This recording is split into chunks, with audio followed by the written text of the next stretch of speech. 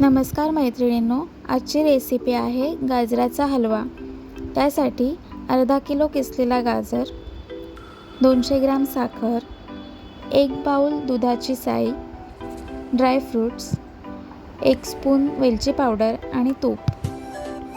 प्रथम आपण पॅनमध्ये तूप घालून घेऊया। आता यामध्ये किसलेला गाजर शिजवून घ्यायचा आहे। गाजर आपण 10 मिनिटांसाठी वाफेवर शिजवून घेणार आहोत। 10 मिनिटांनंतर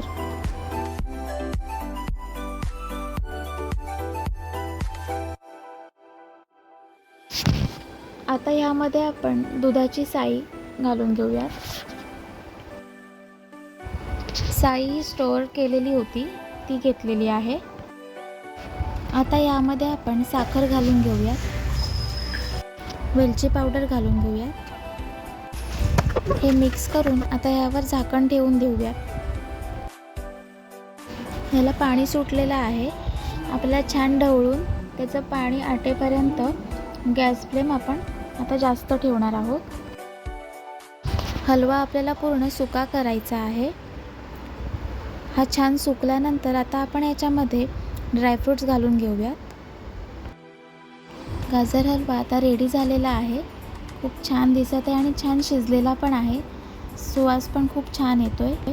आपण बाउलमध्ये काढून घेऊयात गाजर हलवा। पुन्हा भेटूया नेक्स्ट रेसिपी सोबत। Bye bye.